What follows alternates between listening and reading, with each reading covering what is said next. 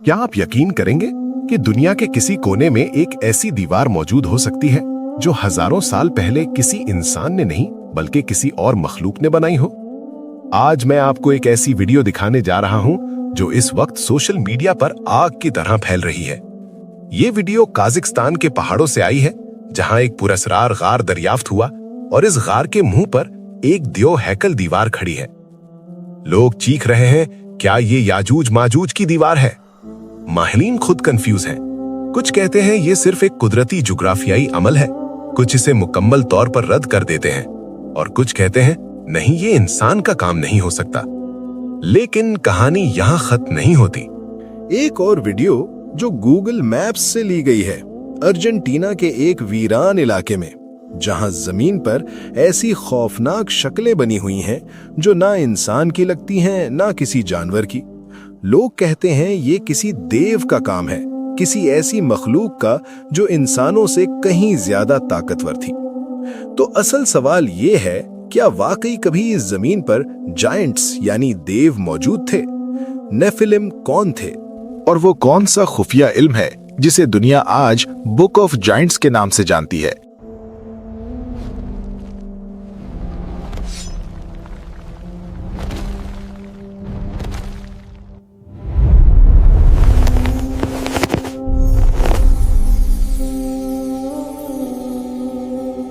कहानी शुरू होती है सन 1947 से। एक 15 साला चरवाहा कमरान के करीब एक सहरा में अपनी गुमशुदा बकरी तलाश कर रहा था। उसे शक हुआ कि बकरी एक गार में दाखिल हो चुकी है। Lily, lily, where did you go?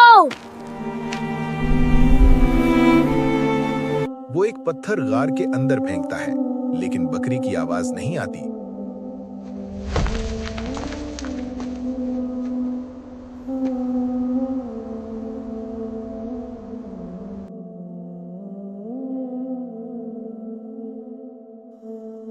बल्कि ठक किसी बर्तन के टूटने की आवाज गूंजती है।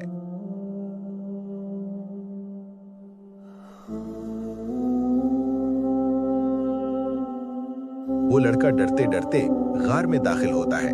चारों तरफ अंधेरा, खामोशी और फिर उसे नजर आते हैं मिट्टी के पुराने मटके।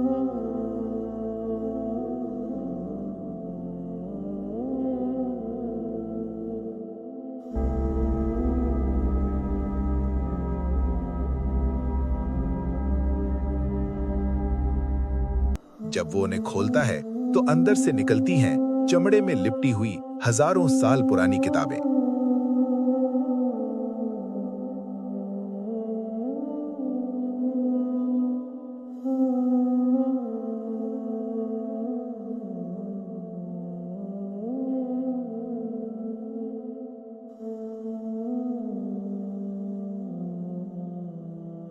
वो इन किताबों को सिर्फ 24 पाउंड में बेच देता है।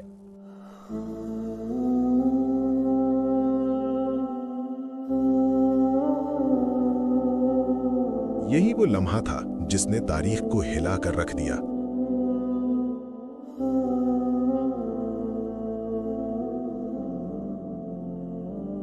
जैसे ही कुछ कदीम किताबें मंजरे आम पर आईं, पूरी आर्कियोलॉजिकल दुनिया में हलचल मच गई। ये आम किताबें नहीं थीं, ये 2000 साल से भी ज्यादा पुरानी थीं।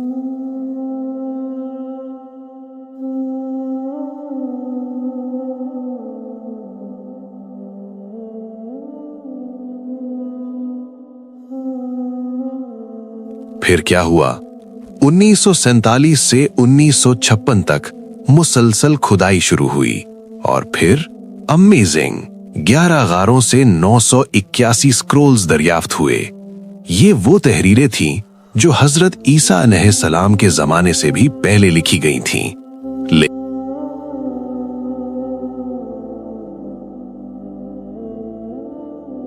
लेकिन इन स्क्रोल्स में से कुछ ऐसे थे जो सबसे ज्यादा खतरनाक समझे जाते थे। इन्हें एक पुरस्कार नाम दिया गया, बुक ऑफ जायंट्स। ये बुक ऑफ जायंट्स आखिर है क्या?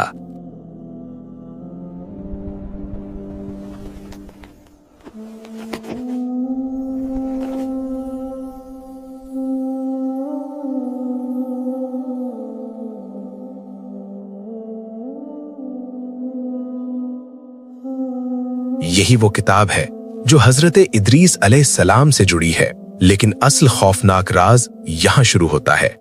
یہ کتاب ایسے موضوعات کھولتی ہے جن پر آج بھی مذہبی حلقے مکمل بات کرنے سے کتراتے ہیں۔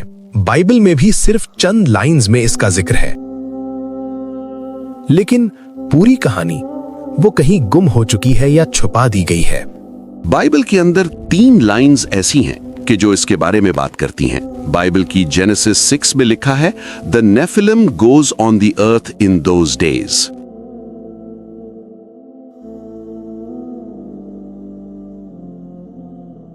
نیفلم یہ کون تھے؟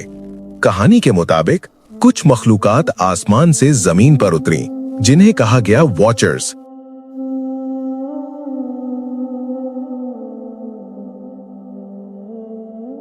اسلامی عقیدے کے مطابق فرشتے نافرمانی نہیں کرتے، لہٰذا یہاں انہیں ڈیمن سمجھنا زیادہ مناسب ہے۔ پھر تقریباً 200 طاقتور مخلوقات زمین پر اتریں مقام ماؤنٹ ہرمن کے مقام پر، جو شام اور اسرائیل کے درمیان کا علاقہ ہے۔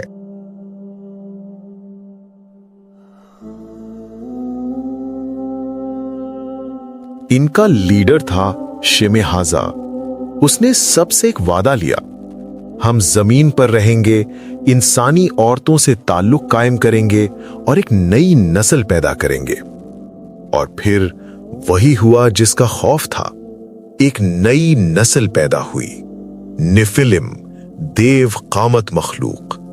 یہ عام انسان نہیں تھے، ان کا قد غیر معمولی تھا، طاقت بے حد زیادہ تھی، اور وہ آدھے انسان آدھے پر اسرار وجود تھے۔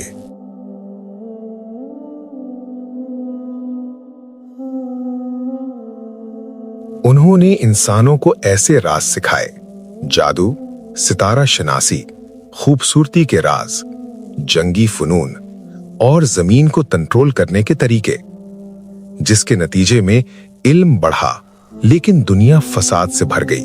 انہوں نے انسانوں کو ایسے راز سکھائے، جادو، ستارہ شناسی، خوبصورتی کے راز، جنگی فنون اور زمین کو کنٹرول کرنے کے طریقے، جس کے نتیجے میں علم بڑھا لیکن دنیا فساد سے بھر گئی۔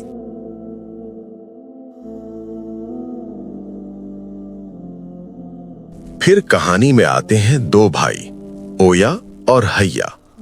ایک رات دونوں نے خوفناک خواب دیکھے۔ درخت کاٹے جا رہے تھے، درخت جل رہے تھے۔ وہ گھبرا گئے اور اپنے باپ کے پاس پہنچے۔ پھر تمام 200 مخلوقات کو اکٹھا کیا گیا۔ فیصلہ ہوا، ہمیں اپنے انجام کا علم کرنا ہوگا۔ ایک نمائندہ بھیجا گیا، نام تھا مہاوے۔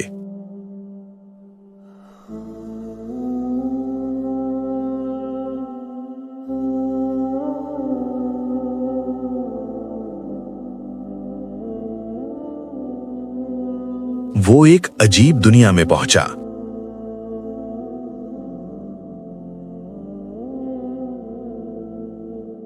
جہاں اس کی ملاقات ہوئی حضرت ادریس علیہ السلام سے۔ حضرت ادریس علیہ السلام نے اسے 2 تختیاں دیں جن پر لکھا تھا، اللہ کی رحمت تم پر بند ہو چکی ہے۔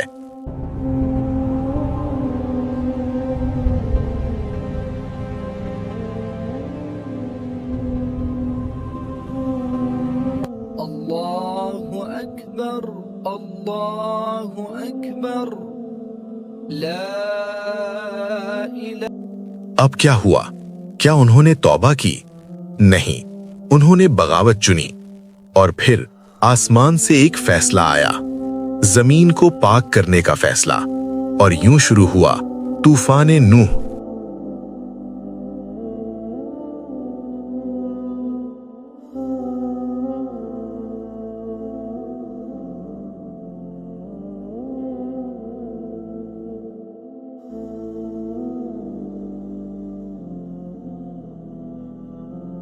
لیکن یہاں ایک اہم سوال باقی ہے، جب بائبل کی کینونائزیشن ہوئی تو کیوں ان کتابوں کو شامل نہیں کیا گیا؟